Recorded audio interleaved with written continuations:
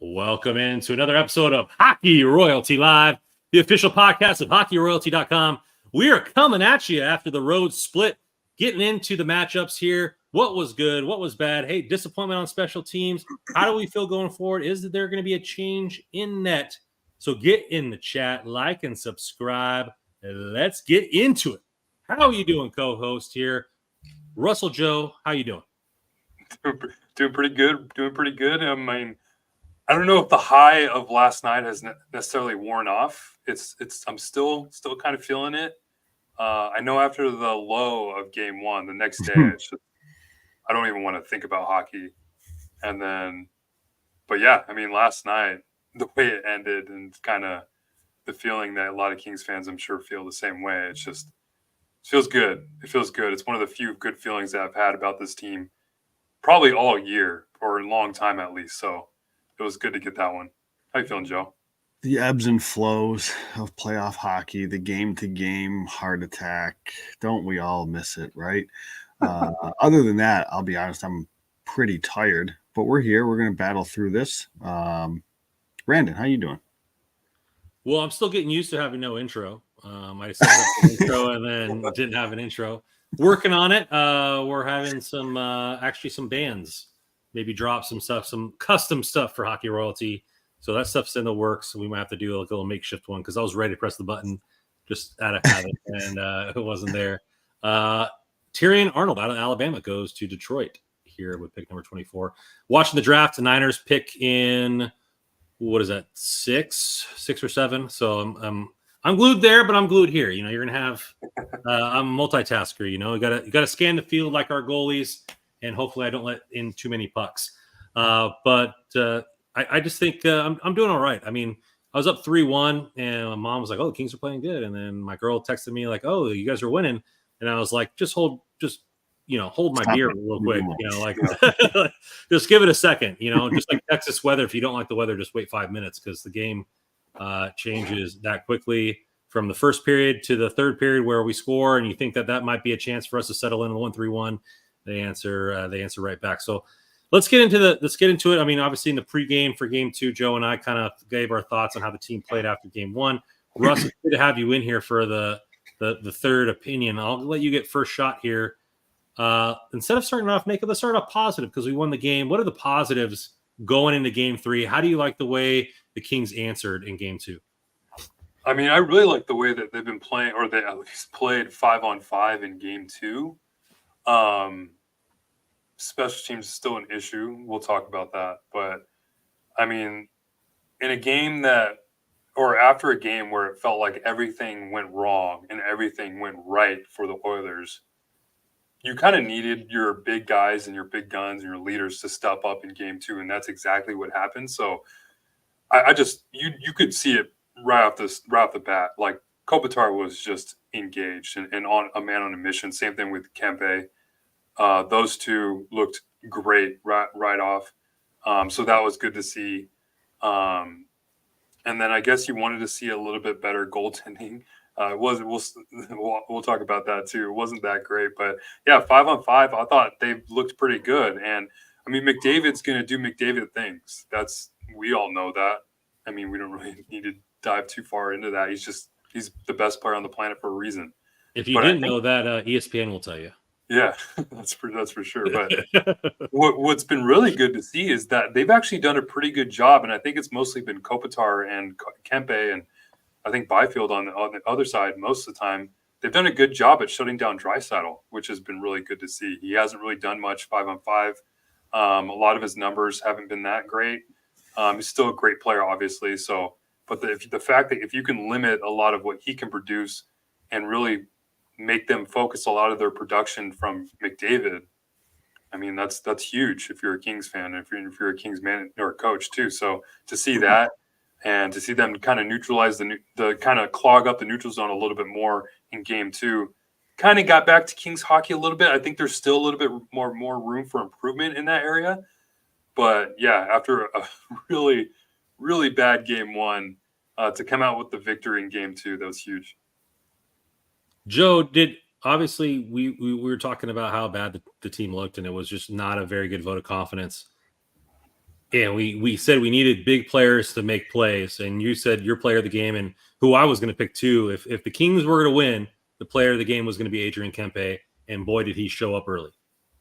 Yeah, and I think in part because what got the Kings back to playing kind of the way that they play. The Kings are a team that score goals and create their chances off the rush. They are not a team that's going to wear you down on a cycle, make creative plays in the offensive zone, make plays to the slot. That we've talked about that at length on this show. That just really isn't how they operate, especially under Jim Hiller.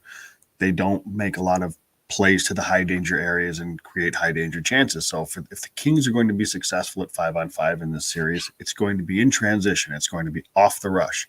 They got back to that in the second game because game one, I don't know. Did you guys remember much off the rush? It didn't happen. And you look at the goals they scored. Let's be honest. They were flukes. I mean, Mikey Anderson's slapper through traffic, okay, that finds it. But two of the goals bounce off a guy. The other one, CC's stick explodes. The Kings, quote unquote, scored 4 goals in that game, but there was a lot of breaks that went their way. But that shifted in game 2, very much so, right? I mean, the first 2 Kempe goals. I mean, the first goal wasn't directly off a rush, but they created turnover and quick strike in transition. You know, the second one, turnover. Kempe leads the rush, moves it to Kopitar. Bang, they strike in transition, right? Doughty's goal, a strike in transition. The Kopitar game winner. Like, that is how the Kings are going to beat them. And we talked about that, I think, in the leading up to the series. Like, the Kings can't miss off the rush. They have to score on their chances off the rush. That's how they're going to do it. And that's how they can survive in this series. And they did that in game 2. So that game, and that said, it's not as if they were, like, badly hemmed in that game. Like Russ said, that was a good game. And if you look at like shot attempts and expected goals, they've now played 15 games in a row against the Oilers, right, over the last 3 seasons in playoffs. That game last night was one of their top 2 or 3 in terms of like expected goals and shot attempts. So the Kings, they brought it in game 2, and that was a relief to see because almost anything less than that, and they'd be down 0-2. So it was good to see. Yeah, the big players make plays, and that's what you need in the playoffs. Edmonton's been getting it constantly for the last 2 or 3 seasons. Doughty made some good plays. Byfield with the chip in for the game winner. Kopitar showed up when he needed to be. Kempe shows why he led the team in points this season. Big players make plays when you need it, and the Kings had to have those to go back home into LA 1-1. I really think that this team still hasn't found the magic that has been earlier this season, but they are finding ways to win, and they have to win off the rush. They have to have, when they counterpunch, they have to hit the jaw. They can't leave themselves open when they go for the haymaker, and scoring those points is a big deal. What has also been a big deal is the delusion that our penalty kill could stop what is going on the other side. So let's get into the special teams because that was a major point for all of us. And the penalty kill has been horrible. And I don't know if it's just the fact that the Edmonton Oilers know what we're going to do, if they're just vastly superior talent-wise or a combination of both. But it has not looked good. By the way, pick 25 to the Packers tackled Jordan Morgan out of Arizona. Anyways, Russ. I have no idea who that is. No idea what it is. Russ, obviously we were hoping for some sort of life out of the penalty kill. Have not gotten it. What have you seen on the special teams? Yeah, I think, to be honest with you, the penalty kill is not what's so frustrating. It's the power play. But, I mean, just to kind of touch on the penalty kill, it's everything we kind of expected from the Kings and what's been their strategy all year is they've played this kind of diamond where they have this one guy down low. They're going to give the puck carrier that one-on-one chance with the goalie. But when that guy with the puck is Connor McDavid, it makes it a little bit more difficult to defend that play. And in the game 1, he was able to find Zach Hyman on the back door a couple times. And then Draisaitl with his patented one-timer on the other side. So, I mean, those are tough, obviously, saves for Cam Talbot. But in game 2, I think they did a little bit better job. I thought Edmonton just kind of adjusted on the fly. and was able to find Zach Hyman a little bit higher, a little bit further away from that backdoor spot that he usually sits in. So it's just kind of like a punch, counter punch, kind of like you said, Ren. It's like you have one team that's adjusting, and then the Oilers are adjusting. It's like, now how are the Kings going to adjust? Because I mean, besides what was it, just one power play goal? I thought the penalty kill was 1 for 3. So you can take that as a win, but it's just we're still. I think what's so frustrating too is we're still seeing these like unnecessary penalties that the Kings are taking that they just don't need to be taking. I mean, the Matt Roy delay game, it is what it is. That's bad luck. Yeah, I mean, it is. So it's just like you're still seeing these like unlucky frustration. Maybe it's just penalties that shouldn't be happening if you're the Kings. But on the other side of it, it's the power play that's what's more frustrating, because the Oilers are going to get theirs on the power play. That's it. Yep. It's given. If they're 33% on their whole series, it is what it is. You just take it and leave it. But you have to get yours if you're on the power play, if you're the Kings. And just for the power play, it's almost been non-existent. It just feels like the same kind of for the Oilers. That I saw somebody tweet, I forget who it was, but it was like, when the Oilers on the power play, it feels like a 5-on-3. When the Kings are on the power play, it feels like a 5-on-5.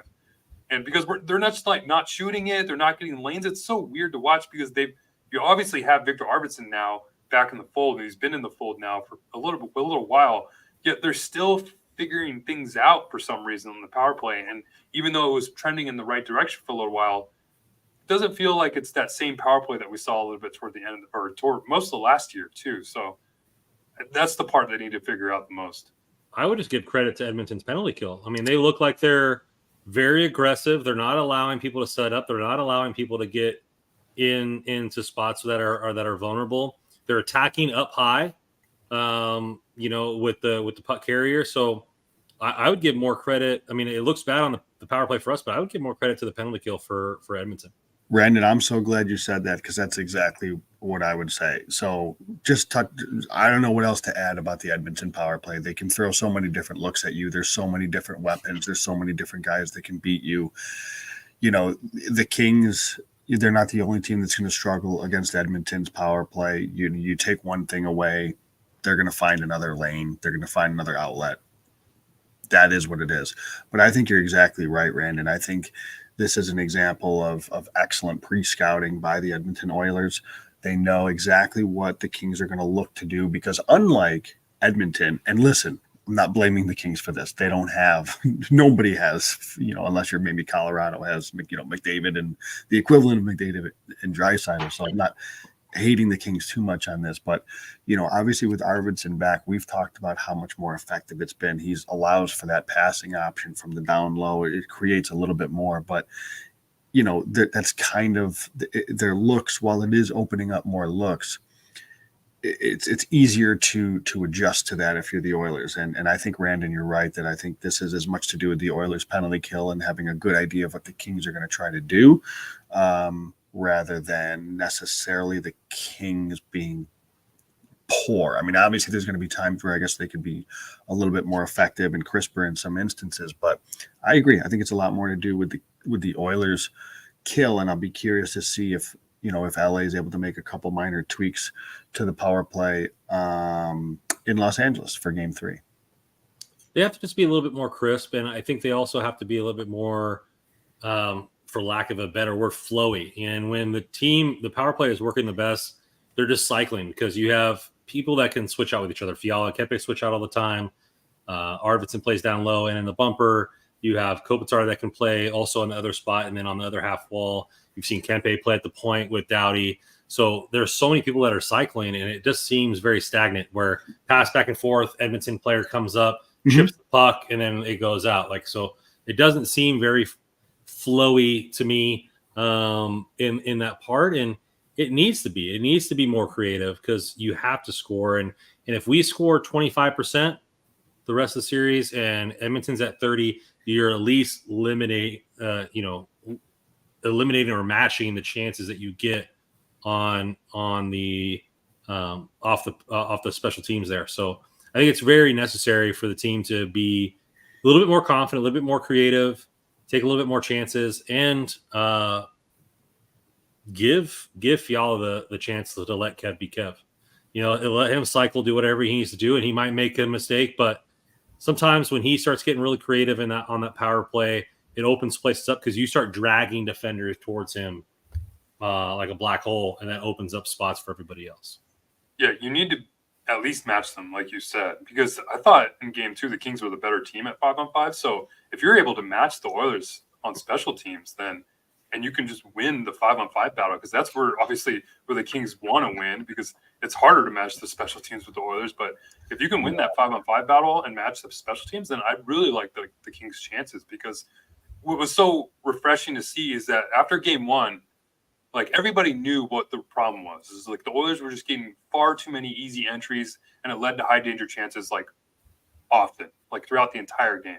And then game 2, and then after that, so you heard, I think Kempe say it, you heard Doughty say it, and then Jim Hiller all say it, that they just didn't really establish that 1-3-1 really at all the entire game. You never saw it. And game 2, even then, you didn't really see it too often, I thought. So I still think there's chance to improve in that area. So if the 5-on-5 can just be that typical 5-on-5, and I hate that I'm saying this, but just turn it into that boring hockey that the Kings love to play, because the Oilers don't want to play that.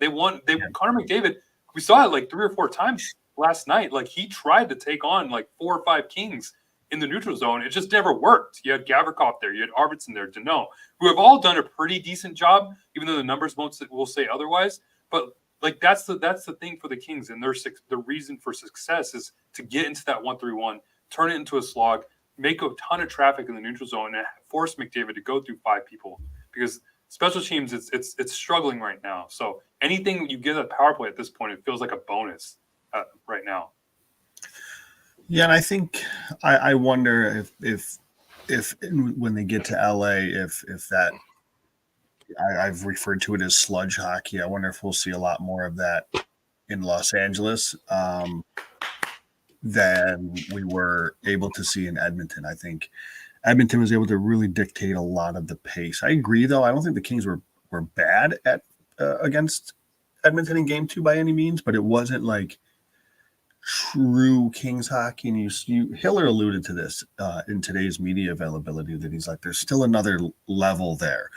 And I think when a lot of people hear that, another level of like, hey, let's play better, let's like get after him a little bit more. When I hear Jim Hiller say that, another level is let's slow this thing down a little bit more. Let's really, tell the rink crew to make this ice as bad as possible, type of thing. Because I think you're right, Russ. The Kings ideally would like to play a little bit more of a boring style of play than what we've seen in Edmonton. They were able to make it work in game 2, and that'll, again, I don't know. We'll see if they're able to do that. But like Randon said with the kill, a lot of that credit's got to go to Edmonton for the reason that the Kings haven't been able to get established in that 1-3-1. I mean, it's Edmonton's really good. Edmonton is fast. Edmonton's got D-men that can move. Edmonton's got the best player on the planet. Sometimes it ain't that easy to do what you want to do against them. And they showed why in the first 2 games. So I think the Kings should be, feeling excellent about getting a split. Yeah, it's going to be something to see about how the special teams works up 0-3 in game 2. Hopefully what's not 0-3 is your betting odds when using DraftKings, because that's where you should be for all your betting needs. DraftKings is here for your chase for the Stanley Cup, and it is on. And if you're looking to light the lamp, nothing beats the action at DraftKings Sportsbook, the official sports betting partner of the NHL. From the start of the playoff beards all the way to hoisting the cup, DraftKings Sportsbook has you covered with same-game parlays, live betting, odds boost, and so much more. Kings leveled the odds after winning game 2 and now are plus 110 on the money line for game 3. So get your bets in here at DraftKings Sportsbook. Download the app now. Use code THPN. New customers get bet $5 and get $200 in bonus bets instantly. That's code THPN only on DraftKings. The crown is yours here at DraftKings. Pick number 27, Darius Robinson out of Missouri goes to the Cardinals. So all you Rams fans have a nice little DN to deal with there. So let's go to the next key to winning. And I know a lot of people are like, hey, we won a game. Let's get a little positive in here. But we got to be realistic. We're playing a tough team, and we're going to have to win a lot of tough matchups. And that game's over. So that game's over. Yeah. You rest on your laurels all you want, but so the bottom the bottom six was a key for us to win the series. Bottom six did not show up in game two, even though they won the game. Outscored. Kulak got a goal. Dylan Holloway had 2 goals. So the bottom six showed up for Edmonton. What are you seeing out of our bottom six? You know, whether it be from the PLD line or the Lewis line or the non-existent play of Grunstrom, who we thought was a player that really needed to show up. Joe, take any of those points and run with it. But what are you seeing?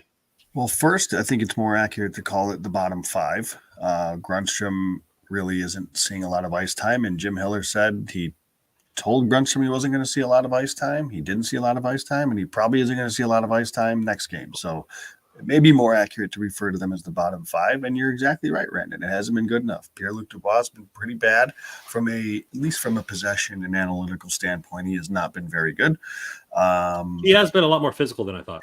Throwing the body around a little bit. Yeah, I mean, not to say that he's been like invisible. You know, he's been somewhat noticeable at moments, but from a possession standpoint, which we talked about, like you're kind of hoping that bottom 6 would, again, bottom 6/bottom 5 would carry against the Edmonton depth.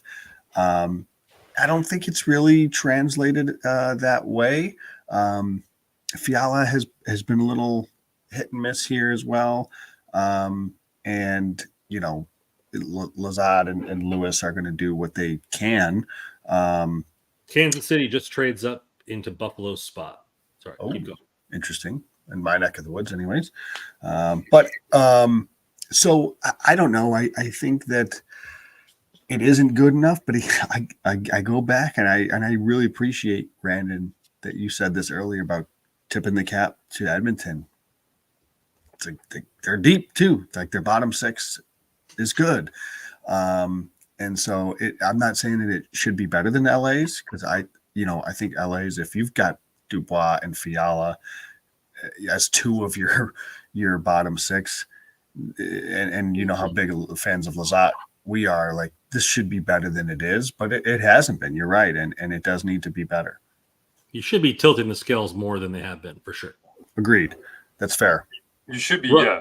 If you're the Kings, you should be winning the bottom 6 battle, because I might push back on the Oilers' bottom 6 being pretty good or being deep, because I know Holloway got those 2 goals. I mean, you could say that maybe they're like fortunate a little bit. He's not to say he's been bad. Mm-hmm. Corey Perry hasn't looked good. Evander Kane looks like he's really hurt. I can kind of see it. Like every time he goes to take a hit, he just kind of falls over, as opposed to being that physical Evander Kane that we're used to seeing against the Kings. And was like Dylan Holloway's a first-round pick, though. I mean, he was a leader at Wisconsin. He's a great player. No, he's got a great potential, but this is a matchup that the Kings should be winning. Is all I'll say, and they have 100%. And it's like that's it's so like, I guess it's good and bad after watching game 2, that in the fact that they lost that bottom 6 battle, but they still won the game, which at that point you're kind of beating your top unit, the Kings' top unit's beating the Oilers' top unit. So like we're seeing, like we talked about with the power play, there's still room for improvement there. Same thing with 5-on-5, there's still room for improvement there. And the same thing with the bottom 6. Like if the Kings can figure out a way where you get players like PLD and Fiala and even Lazat, who I think has been pretty good, if you can win those matchups now, especially when you go home and you have that last change where you can match up your skill guys against Evander Kane, Corey Perry, and try to win those offensive matchups, I really like the Kings' chances, especially at home. So that'll be interesting to see, because when the Oilers get 2 goals out of Holloway and 1 goal out of Kulak and still end up losing that game, that's a huge win for the Kings, because McDavid, I'll say it again, McDavid's going to get his. So when the fact that you're losing the bottom 6 battle against an Oilers team where you have Holloway scoring and Kulak and all these players, that's a positive. Yeah, I mean McDavid with 1 point. Just look at that. The Dubois. So and Hiller, because you can see you can just look at the ice time and see that he's trying to figure out what works, because Deneau, Arvidsson, and Moore played the most at 5-on-5, and a minute behind them was the Kopitar, Byfield, and Kempe line. Dubois, Fiala, Laferriere only managed just under 7 minutes together, but 5 shot attempts to 14 against. They were on the ice for 2 goals against at 5-on-5, a 28% expected goals. Like that's just not good enough. I mean, that is awful against, again, Russ. I probably think Edmonton's depth is a little better than maybe some will give it credit for. But I will, to your point, the Dubois line should be carrying that, period. Like they should be controlling that play, and they got killed in game. They got killed in game 2, and in both games. I mean, even with Byfield and Fiala, like you're talking about a top line player in Byfield, a top line player in Fiala, your most dynamic forward in Fiala, and you can't win the possession battle against third stringers. Like it makes zero sense to me. To Russ's point, Kopitar, Byfield, and Kempe have yet to be on the ice for a goal against a 5-on-5 in this series. So that's going well. They really need that depth though, because I don't know if this is sustainable. Like if the Kings' depth is going to continue to get beaten, that worries me because, as we've said, we're talking about ways that the Oilers could just as easily say Leon Draisaitl hasn't done anything at 5-on-5 and it's still a 1-1 series. There's other ways to flip it, and they've got to be better. The Dubois, Fiala. Now, hey, I don't know if he's going to run Hiller. That is basically 11 forward, so we can touch on that if you want to. But so you're going to see mixes and matches, and given how it's going, I guess I can't blame him. Is as the line I just put up there is that PLD was brought here to be to play the 83rd game this season. He was brought in to lead in the playoffs and have that depth down the center. And so far that hasn't worked. It hasn't worked all season. It hasn't worked now. I'm looking at this team here, and like you said, Joe, how much more can we rely on Kopitar and the Danault line to outplay McDavid and Draisaitl for the entire 5-game series that's left?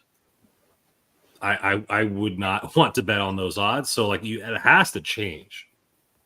And at some point, PLD has to be the player that he interviewed when he got here. Are those just words? Like, hey, I want to win a Stanley Cup. I want to dominate. I want to be here. Chief select Xavier Worthy out of Texas. Do I want to be here for the long term? I want to do all this kind of stuff and leave this to a Stanley Cup. Are those just words? Are you really want to be here? Because sometimes you show that you can dominate, and sometimes you show that you, like I thought when we made the trade initially, that you're not even a top 2 center on this team.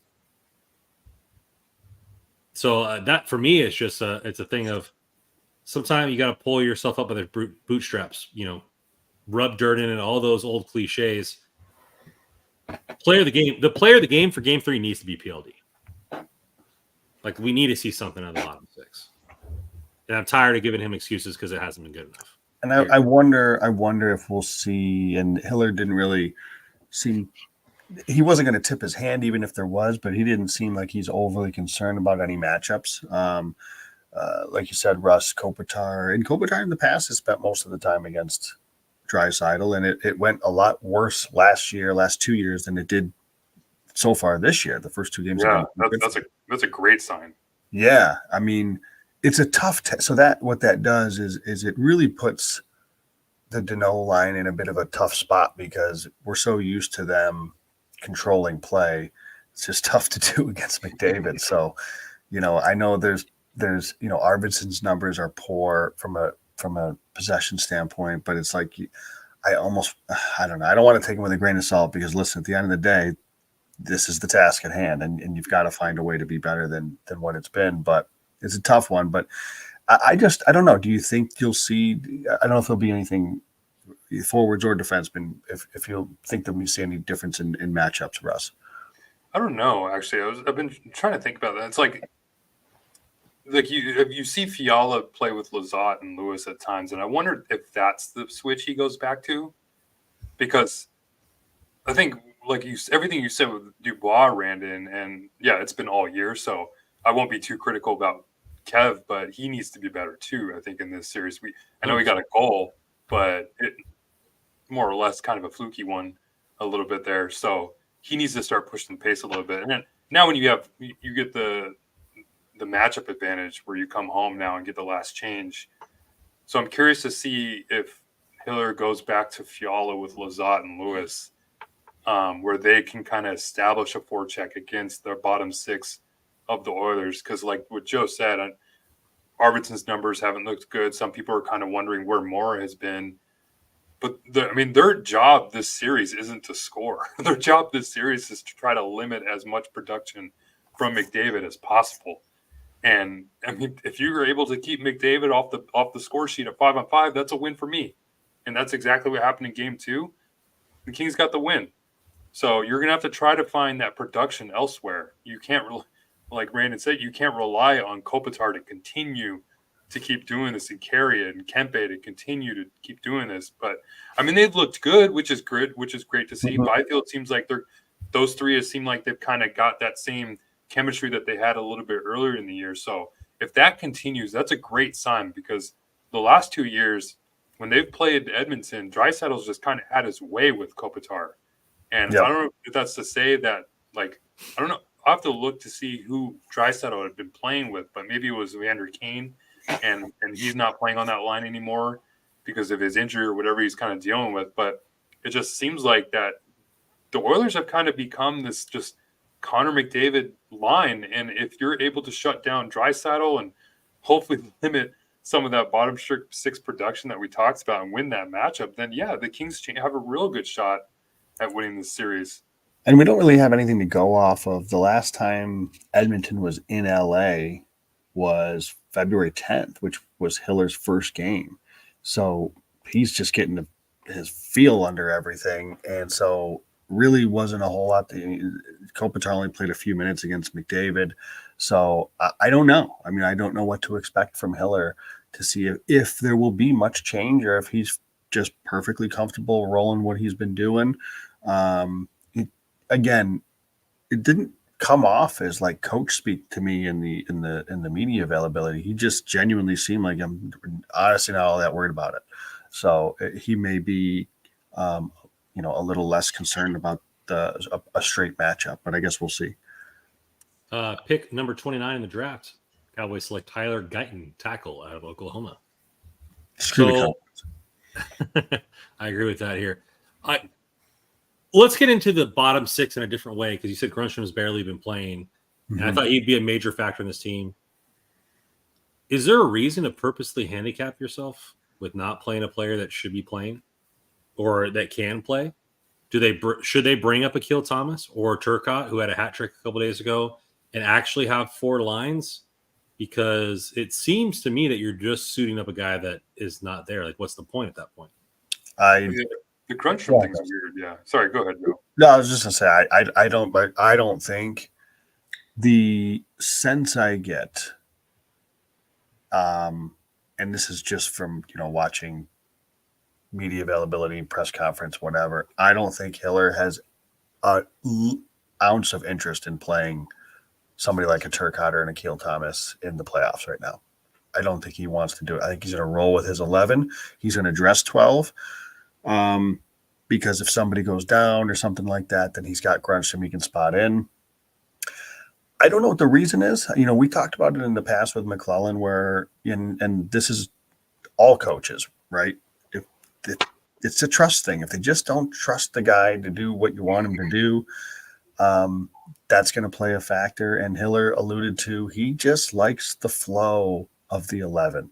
He likes the guys able to get into a rhythm. He mentioned guys that don't play special teams, guys that don't kill penalties. It gets them on the ice a little bit more.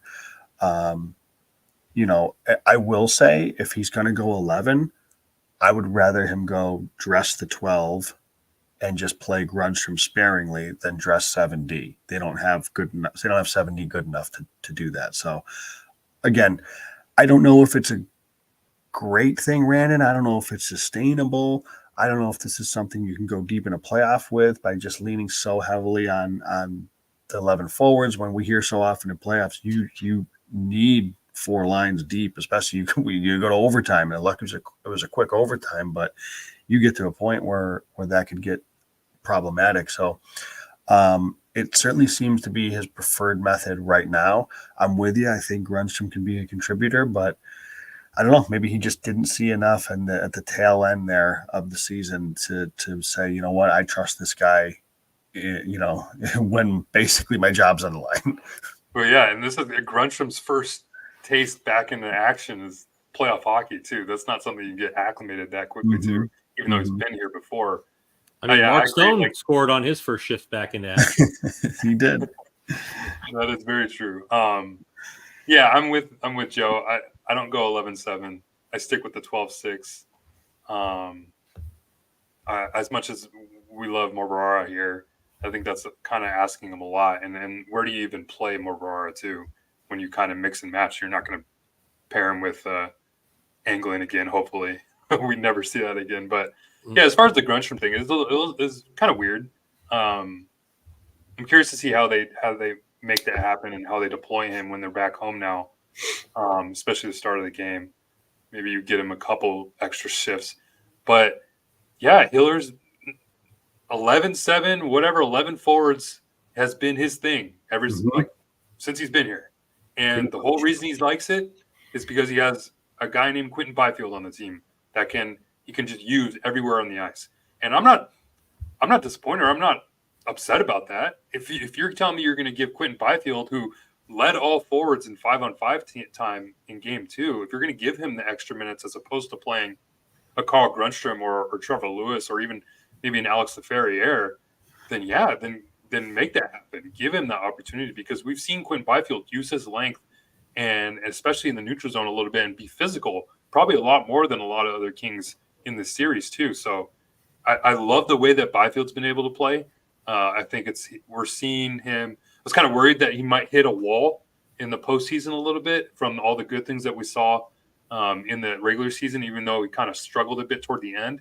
But he's still been that same kind of Byfield where he's exuding that confidence that we saw throughout the regular season. So if that continues, then I'm not opposed to Hiller continuing to run these 11 forward lineup and then kind of mix and matching a little bit, because it's got to the point where all these forwards have played with everybody at this point. So you just can continue rolling with the 11 forwards that Hiller likes to use and try to find some success from it. I like what you're saying there, because Byfield's earned this. I mean, and we talked about it this year that he needed to have a big season. He didn't quite hit the 60-point mark that I was asking for, but I'll let it slide based on and how he's played this year. And if it means more minutes for him over Grundstrom and they're kind of floating him on both sides, I'm just a big Tonka fan. I really think that he can bring something different to this roster that doesn't have and set the tone. And it's a shame. Maybe he's not 100% healthy. Maybe he's just hasn't earned the confidence. He played 0 games at the end of the season. So I don't know what the reason is, but the positive to this situation is that Byfield's getting more opportunities, and he showed big. He got the chip to lead to the Kopitar goal at the end of the game. He's been strong on the boards. He's been asked to do whatever he needs to do, and has rung that bell. So speaking of bells rung, goalies have not looked good on either side for this game. Lots of pucks going in the net. The lamps have been lit quite often. But Talbot comes back, and Joe, you and I both said that he needs to have a couple key saves in this game, in game 2 for the Kings to win. And he definitely did that. One-on-one shots, big shots on the power play, or the penalty kill to come up big. What did you see from Talbot in game 2? Do you go to Rich in game 3 knowing that he's got an impeccable home record? And, Talbot, he got the win, but he's let in 12 goals in 2 games. So where's your thought process on that? Talbot made a couple of key saves at the right time. No question. The Draisaitl one sticks out big time. I mean, that was one of the best plays. I mean, that play by McDavid was just incredible. And then I literally jumped out of my chair when the pass got made, and then yelled like was an audible holy crap when Talbot made the save. Like, it was a great hockey play all around. I mean, if you told me the Kings are getting an 872 save percentage in the first 2 games, I'm like, they're down 0-2. This is what I would have said. But, as you alluded to, Skinner has been pretty horrible. Although I will say, I think first game, like I said, those were flukes. Those were Don't flukes. tell a goalie that. Huh? Don't tell a goalie that, though. No, I mean, After that, it's weird because after that Nurse bounce off his skate, you saw Nurse kind of go like, "Oh, sorry, buddy." Skinner was still pissed. yeah. Like you said, goalies, they're different. They're a little out. Well, I mean, the one went off Bouchard's skate. The one went off 2 skates. Dubois went off 2 skates. It's like, I don't know. I'm willing to give Skinner's like a little bit more of grace, I guess, just because there was some horrible puck luck with him. Talbot, he's been okay. I don't think this is good enough for the series. I do think it's got to be a little bit better than this. Would I go to Rittich? I'm fine with it. Not losing sleep if they go to Talbot. I will be stunned if they go to David Rittich after a win. There's no way, in my opinion, Hiller's going to go to Rittich. I think it's going to be Talbot, and I'm not going to kill him. I'm not losing sleep over it. It is what it is. I mean, it's not as if they've got like an ace in David Rittich. So I agree, Randon. He's given up a bundle, and his numbers are certainly not anything to write home about. But I just don't see them making a change there after a win.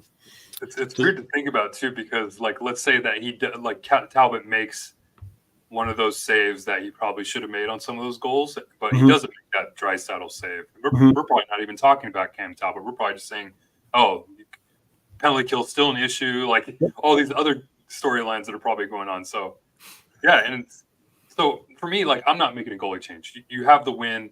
Cam Talbot's he's made saves. He's probably not making the saves that you want him to make in certain situations. So there's still room for improvement there, but it feels like it would give the wrong message to a team where it's like, this is the guy that we've gone to battle with the entire year, even though Riddick has come in and looked pretty good at times. I feel like some of his numbers are a little bit inflated because a lot of it was against the Sharks and some pretty bad teams. But I mean, it's not to say that he's been a pretty good goalie for the Kings in his time here, but Cam Talbot, like I said, this is the guy that the Kings have gone to battle with the entire year. It would send the wrong message. I feel like the team can kind of rally behind Talbot because he's a really well-liked guy in the room, really well-respected guy in the room too, that wants to win. He's like he said at this press conference over the summer when he was signed here, he wants to come here and win a Stanley Cup because he sees the roster that is in front of him. So give him that opportunity to go out and win a Stanley Cup. This is a guy who's motivated that hasn't won it before. So he's going to want to push back and try to be that number one goaltender that the Kings need him to be. So this isn't to say that I want to see him make those like big 10-bell Draisaitl saves that he's been making, but stop the pucks that you probably should be stopping and at least give the Kings an opportunity to win games. You're looking at, oh man, Niners select Ricky Pearsall, wide receiver out of Florida. Seems like a reach, but he's electric. That's interesting. I don't know what to think about that as a Niners fan. I'll process that and move on. I look at it this way, and Russ, you kind of piqued my interest in the way you kind of worded that last segment. Talbot was brought in here, whether the money means so or not. He was a very quick signing in the offseason. He was an all-star. They rode with him most of the year. They brought in they rode Rittich after the fact of a goalie injury. It seems like they're gonna give him the type of respect that an ace deserves when they went back and forth down the stretch. So all the actions down the stretch were of a mindset of let's go back and forth with the goalies, how Boston's going, but it just kind of seems like an underlying tone of, hey, he's our ace. Unless stuff really goes off the rails, Talbot's going to be in the pipes. Well, and that's kind of what we talked about too at the beginning of the year, is that if you're going to bring Talbot in here to be that number one, then he shouldn't be starting every game. You have to try to figure out this rotation throughout the regular season, especially in these games that you should be winning. And that's kind of what we saw, is we saw Riddick play those games against the Sharks, games against the Ducks, and I don't know, a could be wrong there, but he had a lot of the starts toward the end where we saw that rotation. But now Talbot's the ace.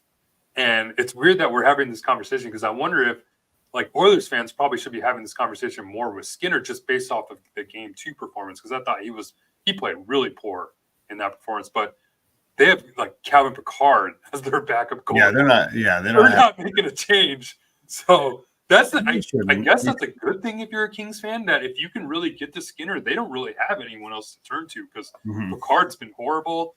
The next guy after that is Jack Campbell, who just got lit up by the rain in game 1 of their series. So he's been horrible.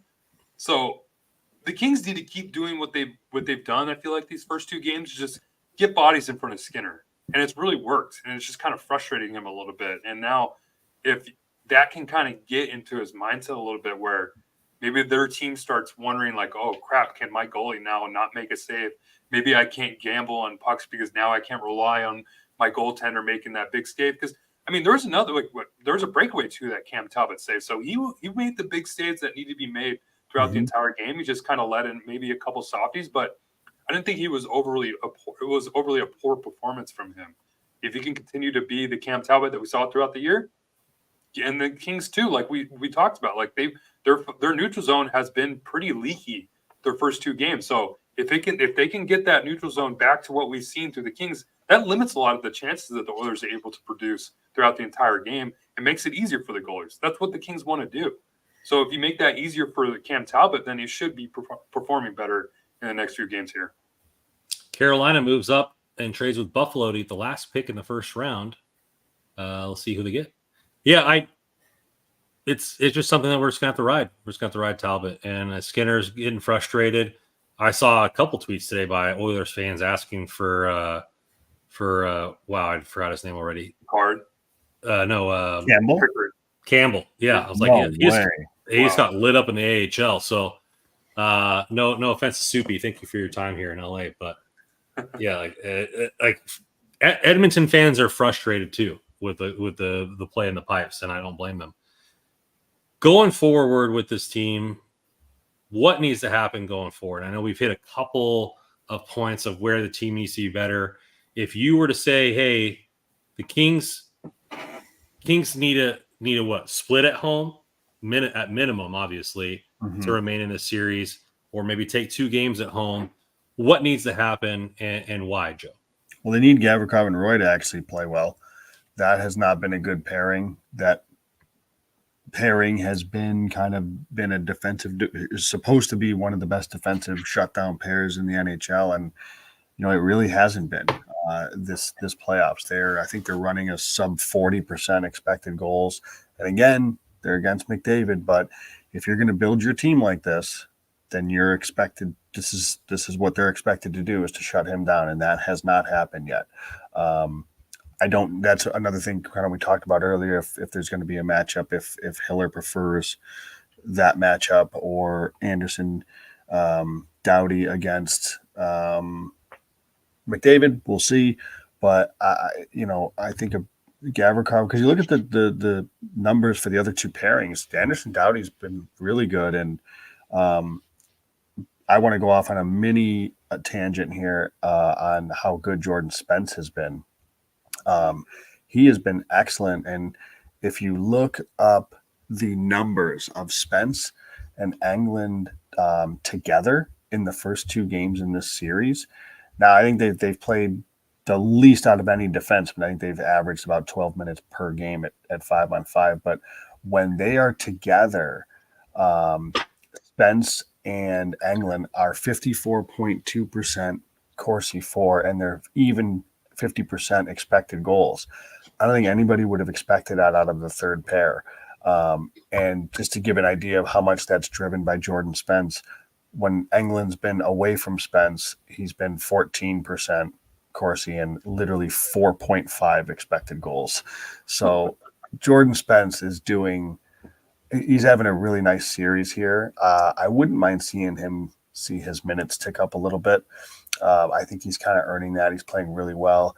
And I think, and I tweeted it earlier, his play he made on the goal, the Kopitar goal, No other Kings defenseman does that except for Brett Clark. No other Kings defenseman does what he did. He gets the puck. He gets some pressure. Every other defenseman is off the glass and just throw it to the neutral zone and hope for the best. And sometimes the Kings wingers skate into it and they get into the zone. Other times it's just whatever. He spins off. He maintains possession, makes a D-to-D pass to Mikey Anderson, who goes up. The goal happens because of Jordan Spence. That right there is an example of why, and that's how you beat a team like Edmonton, is you got to be able to play with them. You have to be able to play skill with them, because off the glass and out in that situation, it probably ends up back on Edmonton's stick. Lord knows.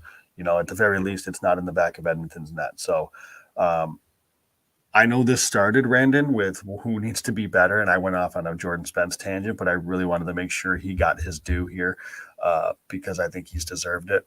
To me, the Gavrikov-Roy pairing's got to be better. Yeah, and I'll kind of agree with that. And I was actually going to say what Lieb here put in the chat is that Gavrikov's, I'll just read what he said. He said, Gavi has been pinching way too often and is rarely back on the blue line in the neutral zone, 1-3-1. And I agree. Like, he's been gambling way too much, especially when you're matched up against McDavid. I get you want to try to push the pace a little bit, but if there's a chance, if there's at least the slightest chance that you might lose that gamble, don't go for it, because then you have an odd man rush with the best player in the world leading the rush the other way. No, thank you. Like, as much as I love Matt Roy and how good he is, like, I don't like his chances in that situation. So, yeah, they have to be a little bit more conservative in that situation because I've seen that happen way too much in these first two games. So, but for me, it's just I think I just want to see Kevin Fiala be Kevin Fiala. We haven't really seen him get his opportunities or really have as much time with the puck in the offensive zone. And that's kind of why I think that maybe Hiller goes back to Lizotte or back to him with Lizotte and Lewis. Because when I asked Hiller about those three together, it kind of made sense, his answer, when he said that he likes playing Fiala with those two because he gets more touches in the offensive zone. Okay. So if that's actually the case, and if that's what you believe, then okay, put him back with each other, because we haven't seen Fiala get those offensive touches in the O zone. So I want to see Fiala, if he gets back with 22 and 46, or 61 and 46, sorry, if he gets back with those two players, then I want to see him perform and be at least that Kevin Fiala where he can kind of dictate the speed and the pace a little bit more, and be the playmaker that the Kings need him to be. I think Johnny Van Potna comes in here. It's a good time to plug the Let Kev Be Kev shirts. Yes, we do have a Let Kev Be Kev shirts here. Let Kev Be Kev shirts at sizes small through XXL for $30. If you want to get the More Kev combo, $45. DM NHL Russell and Venmo at Hockey Royalty for all your order needs. I think it's not that he needs. Not that he needs to be better, but my question was, if we're going to win one or both of these games, what needs to show up? And I think it's Adrian Kempe. And Adrian Kempe showed his dominance in game 2. He is the best player on this team, in my opinion. He led the team in points, dethroned Kopitar for the first time in over a decade that somebody else has scored the most points on this team. He's the type of player, and he is now the guy that you need to lean on in order to score, not only on the power play, but on 5-on-5. His defense has gotten a lot better off the rush. When he's one-on-one with the goalie, he's almost unstoppable. If the Kings win both these games, I'm guessing Kempe's got at least 4 points. And that's the player that I think needs to. Your players need to make plays. Your dominant players need to make plays, and he's the best player on this roster, and he needs to show up if this team's going to have any chance of sweeping at home. I'll say Al Smith had a good call out that could use some improvement. We're running a sub 40% like to viewer ratio. So let's hit that like button and get that. Let's get that over 50% at least. Let's get more likes going. But we appreciate everybody in the chat. It's buzzing again. Keep firing the stuff in. It's good stuff. Appreciate it. And thank you. Our Corsi 4 needs to be better than the Kings Corsi in game. Yeah, it should always be the goal. Yes. Yeah. Let's get it going. All right, let's talk about the rest of the division here, or the rest of the league, and see where the Stanley Cup is going on. A couple of head scratchers here. The first one being Dallas down 0-2. Oh man, right? Vegas has come in and curb stomped Dallas in their own building twice. Vegas looks like they're pulling off the 16 million LTIR special here.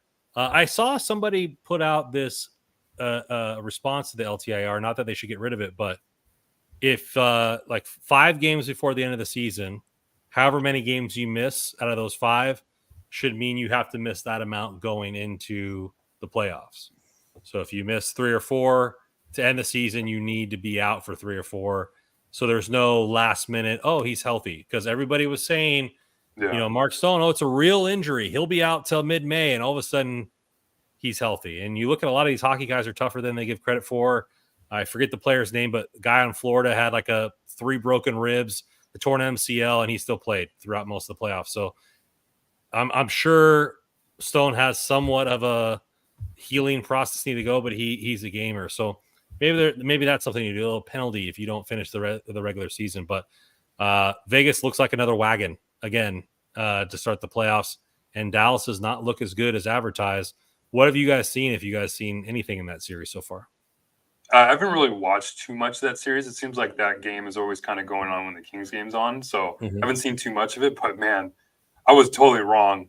I thought Dallas would come out and kind of dictate the pace and be the same Dallas Stars team that they had been.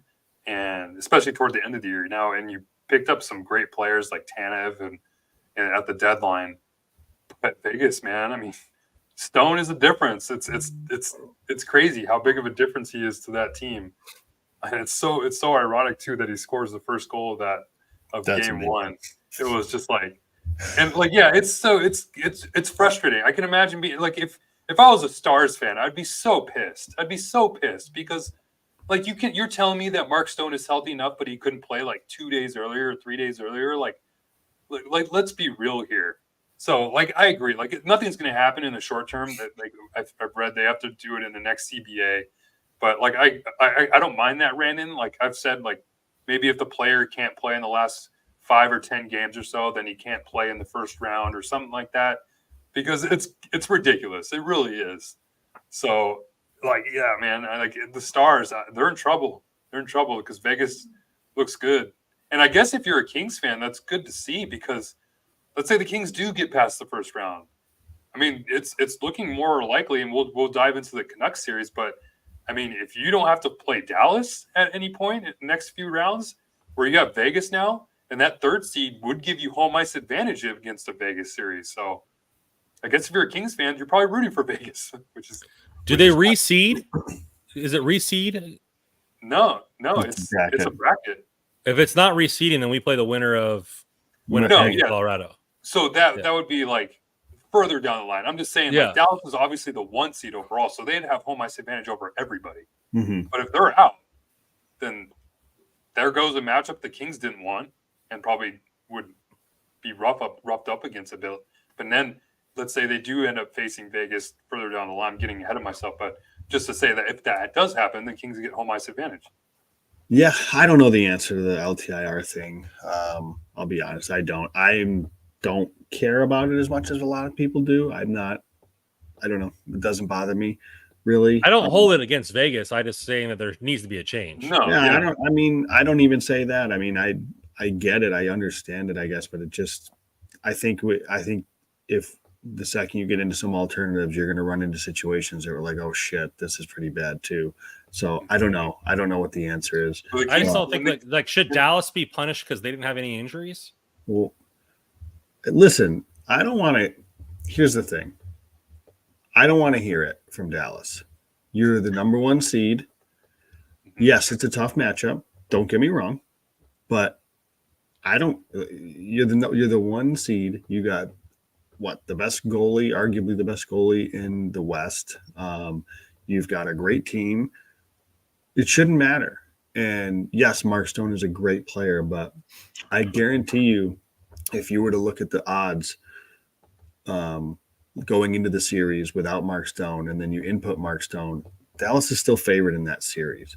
So I don't know. I don't really want to hear it. I got little time for it. Injuries happen. The Kings did their LTIR magic with Grunstrom. It's just kind of more on the down low. They just didn't add anybody at the deadline. That's the thing. I Arbitron. was thinking about that, Russ. They Yeah, did it, LTIR for 25 seconds a night. didn't use it. Yeah, it's true. They had to LTIR Grunstrom and Turcotte in order to activate Orbison. So yeah. I mean, it certainly seemed Grunstrom was practicing with the team for like 3 weeks. Yeah. So again, this idea, like every team does it in their own ways. It happens to be Stone because the guy's body's falling apart. Now, I'm not going to question if he had a lacerated spleen. I don't think that that's a lie because I don't think, like, I think they would get in some serious trouble for that if, like, that is looked into. So, you know, I think he's an animal and he's come back and he's played through it and whatever. I don't really care about that as much as a lot of people. I mean, Dallas is controlling the 5-on-5. Like you, Russ, have not watched much of this series at all. So just looking at some numbers, Dallas is controlling the possession at 5-on-5, but you know, Logan Thompson, or I think Logan Thompson's the one getting the nod in net for Vegas, is playing really well. Vegas is finishing only 6 power plays total in that series, 3 each. So not a lot of penalties going on in that series. So it's a lot of 5-on-5 play, and you know, Vegas makes life hard for teams. What's not hard is this $20 donation here by Shankmaster. Thanks, we all Shankmaster. Enjoy what you guys do. Keep up the great work. Enjoy. Appreciate that. Appreciate everybody. So let's get into the next series here. Going down the western side, Colorado, Winnipeg tied 1 apiece. Games looked to have been pretty competitive. I watched a little bit of it the night before. Have you guys seen anything from this series? Obviously, Velarde looks as advertised, having a huge series. The trade looks worse and worse on our end here, going into the playoffs. But what do you guys feel about that series? Well, it's weird because, the Velarde highlight was great in game 2, but that line was destroyed in that entire game, in game 2 at least. I mean, Scheifele, I think Connor is on the other side, and Velarde. Like, they had that goal, but the entire game, they were kind of just hemmed in their own net, and the top line for Colorado kind of had their way with them. This series is, out of all the series, I got wrong on the Vegas one. This series kind of going exactly how I thought it would. Game 1 was, Georgiev was just horrendous. Whew. I didn't think he'd be that bad, but he was really bad.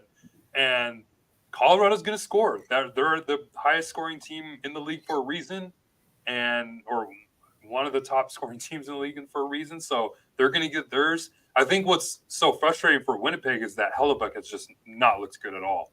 So now you have a game where Georgiev is out playing Hellebuck. That's not going to win games for Winnipeg. They have to go back to their kind of, I mean, it's kind of like the same thing that the Kings are kind of going through. They just have to go back to their defensive kind of style of game if they're going to give themselves any chance of winning. Because the first game, they got lucky, I felt like, because of how bad Georgiev was. Yep. They should have lost that game. Yep. Second game, they did end up losing that game. And I think it was more because Hellebuck just didn't look good at all. So now, if this trend continues, I still think this series goes long, but I wouldn't be surprised if Colorado just ends up winning the next 3 games. Yeah, I'm kind of with you there. So you said, though, something about how Winnipeg's got to get back to what, the similar to the Kings. This is kind of what we've been talking about. Like, I don't know if that's going to happen, though. It's a new era. Defense doesn't win championships in NHL. I will put it out there and put my neck on the line. Now watch Winnipeg and LA win their series, and whatever they're able to shut them down. But like, even look at LA, they won the game. They won it 5-4. Mm-hmm. I was concerned that LA wasn't going to be able to score in this series. So far, they've scored a heck of a lot more than they did. They're not winning this game because of their stingy defensive play, because newsflash, defense doesn't win championships in the NHL anymore. You have to score these days. You have to. And to your point, Winnipeg scored because Georgiev was terrible in the first game. Yeah, I just think Colorado's better. They're going home. I don't think Winnipeg's a bad team. They're not like Washington bad, but they're just.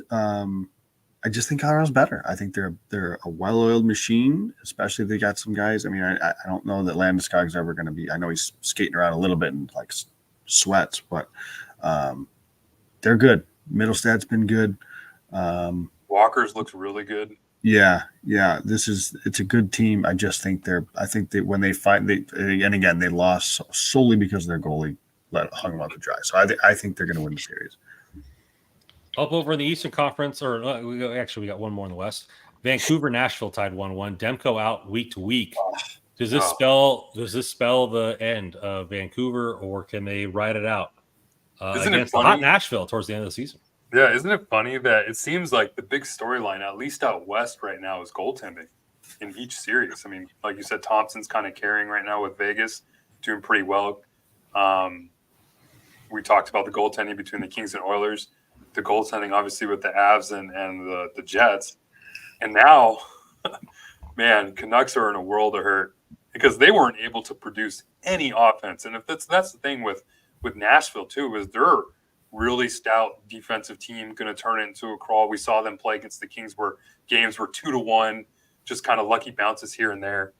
So now if they're not able to produce offense and Elias Pettersson hasn't looked really good at all, and Vancouver's in big trouble.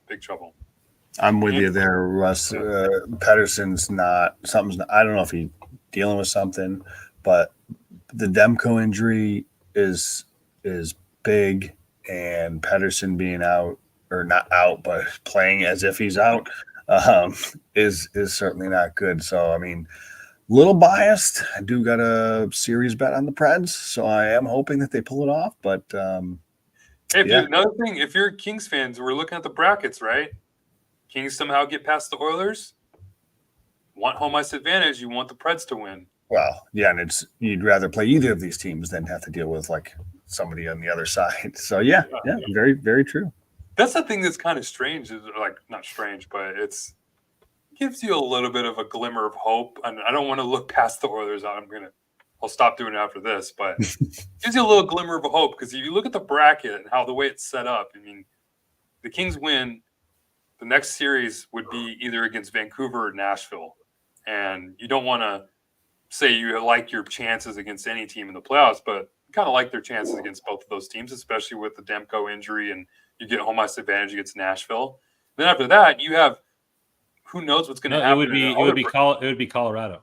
Yeah, but they'd have to eliminate either Vegas or Dallas. So you're eliminating. Colorado series is the next opponent for us if we win. After the Oilers? Yeah. No, it's the Preds. It's the Preds. No, not according to the bracket I'm looking at on the website. Am I wrong? I thought it was Nashville. I'm pretty sure it's Nashville.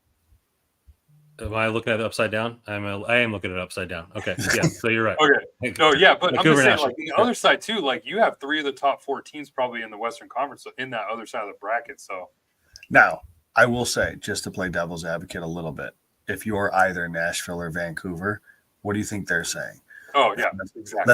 Let's just find a way through this. And hey, man, we may not have to play Edmonton. We might get LA. So, but you're right. I agree though, Russ. You're right.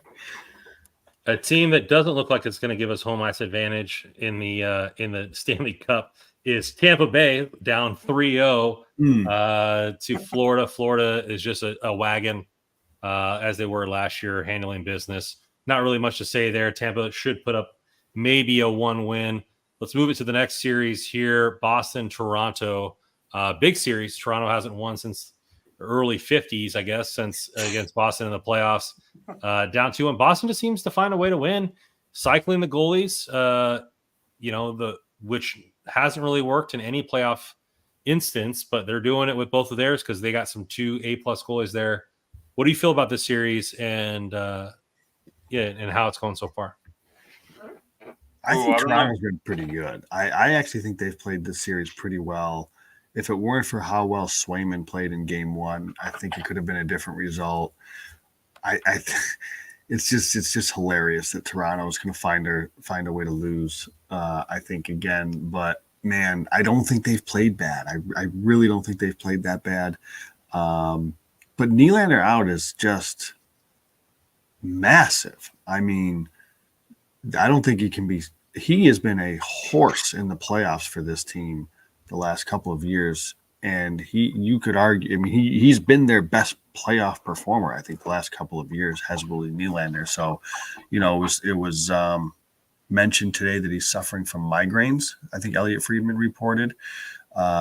May or may not have been due to a concussion, which is kind of weird because he played every game. So when did this happen? I think they said maybe the last game of the year. Maybe. I would hope it would have been in the last game that he wouldn't have played before that. So, that sucks, for Nylander there and Toronto, because I hate to see them go down like without him. That would suck. So hopefully he's able to come back. But I don't think Toronto's been that bad in this series. I know it's 2-1 Boston, but I feel like this one might go the distance. I can see Toronto winning game 4, and then we'll see what happens last 3. Yeah, you mentioned the goalie rotation, Randon. I mean, I'd be kind of surprised if they kept going with the way that Swayman played in game 3, because it felt like he kind of stole that game too. Because I agree with Joe, like Toronto's looked pretty good. Austin Matthews, and the reason I picked Toronto in 7 is because I felt that Austin Matthews would be show the world why he's one of the better players in the NHL, and he's kind of done that in this series, but he just really doesn't have any other help at this point. Mitch Marner. Where is Nylander? He's hurt. He's in a migraine. Yeah, William Nylander. He's hurt. So, but Mitch Marner is the one that needs to start showing up, even though he had a pretty nice get some Midol there, Nylander, and let's get going. Come on.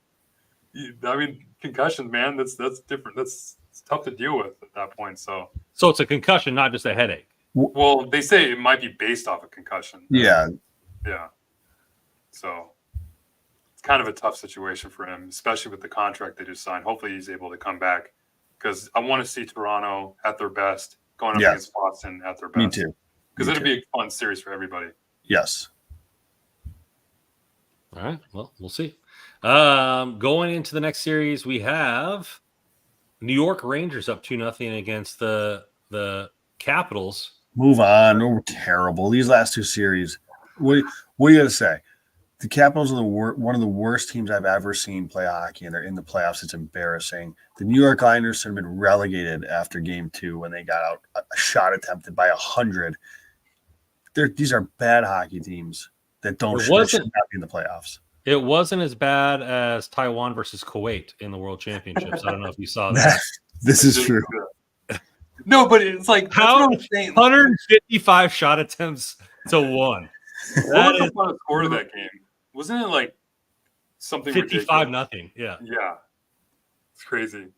But like, that's what we were saying. Like, toward the end of the year, people were like, "Oh, this Eastern Conference playoff series race is the greatest regular season ever." I'm like, what are we talking about here? These guys are going to get run out the building against Carolina or New York.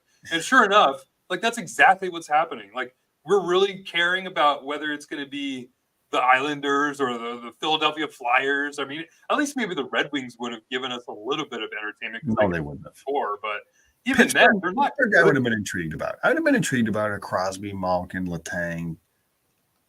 Oh, there you go. The Penguins would have been. The Penguins, I think, could have been maybe intriguing. But everybody else was going to get their faces caved in. Yeah, it's like so bad. Like, we wasted so much time talking about this Eastern Conference playoff race when none of those teams were going to do anything. Even though, like you said, with the Penguins, it would have been fun, but there was no way they were going to win. No, they would have lost. They would have lost. The East has been so boring. Like, anytime these East games are on, I'm like, oh. Like today, Toronto, Boston is the one I've liked. I've enjoyed watching in the East. Game 3 was a really good, entertaining game. It was a great game. Well, maybe they'll add more to the World Championship rosters in May, coming up here with these fast exits out of the East side. The United States roster looks pretty good so far. Really good. So maybe we can add some more players there. Not going to get the Kachuk connection because Florida's up 3-0, but we'll see how that works out. Joe, you've been like, you had words right here. You hold them on. What's going on? I just get the sense that we're probably winding down a little bit here toward the end of the show, and I just want to make sure that I say, because Bob Cole was incredible. Play-by-play man, rest in peace. He for years did Montreal Canadiens, for years did Hockey Night in Canada. And like when I would get NHL center ice as a kid, I made it a point to find, go through the games and just find whichever Hockey Night in Canada. I mean, I watched Hockey Night in Canada every Saturday that I could. And it was always Bob Cole. I made sure, like, if I could find the game that Bob Cole was doing, which was usually Montreal. And like, because I got into doing some radio stuff and doing some play-by-play stuff. And like, he was one of the guys that I just genuinely loved listening to, and just an incredible voice. He didn't overdo it, right? He didn't. You see some announcers that can get a little crazy with how they go, and he was just perfect. So, I know he's been out of it for a bit, retired and all that stuff, but he passed away. I think it was yesterday or today.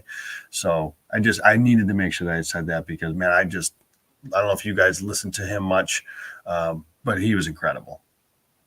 No, well said. I didn't get to listen to much Bob Cole out here in the West, but obviously still a big voice in the hockey world. And you could just kind of feel the weight that he carried, which, I mean, just kind of cruising through Twitter and seeing all the memories that people shared. Like, I saw one video where it was like he was, I guess, calling a Ducks game, and Snoop Dogg was like in the crowd and like passed it off to Bob Cole, and Bob Cole thought it was the most hilarious thing in the world. It was a great clip. But yeah, you can tell he had was one of the more iconic voices in the National Hockey League. So I mean, we're losing some good ones. I mean, Rick Jenneret too, another one that I know for voices. Yeah, for sure. And this era, because all these guys had a personality. You look at the Doc Emmerichs, Gary Thorne. I know Gary Thorne has been still doing. He does baseball now, but like he was so good. Rick Jenneret had a personality. Like Bob Cole was a personality, and you just you don't see it as much these days. At least I don't think. I mean, maybe if I took a step back, maybe I would count like, okay, maybe there's more than I think of. But when I think of today's, play-by-play, I feel like it's a lot of guys that they went to school for it, so they were taught how to be a play-by-play guy. Where back in the day, those guys just they were able to get opportunities and work their way up. But now it's, I don't know how many of these guys, because you want to be careful with the personality. You don't want it to be fake. You want it to be authentic. You don't want to go over the top, so that can get tricky. But yeah, I mean, I would say like a John Forsland is somebody that's outstanding right now currently. But I think it's a different era of play-by-play that we're getting into, and I don't know, for better or for worse. I guess it is what it is. But it's crazy. One of the guys I really like is a guy you might not have heard of, but his last name is Faust. He does a pretty good job for calling the hockey games. He might get the Boston job. I'm hearing rumors that he might be the one that take over that Boston job. Good for him. Yeah, good for him. Well, good for him is good for us. In a couple of years that we've got to listen to him, and the hour you guys have gotten to listen to me and my co-host here ramble on about the Kings has come to an end. Thank you guys for coming in. Hit the like button on your way out the door. Get a good night's sleep, because tomorrow is going to be nerve-wracking for Game 3. Look at all of our articles here at Hockey Royalty at hockeyroyalty.com. Please purchase your Let Kev Be Kev t-shirts, because we need all the Kev mojo that we can get going into the series. Guys, excellent show today. Thank you guys for coming on. Hope you guys enjoy your football picks there in the top 10. Still not sure what to make out of the pick that the Niners just made. I have to do some research there. Off to do that, and we're off with this show. Thank you guys for coming in, and as always, go Kings go.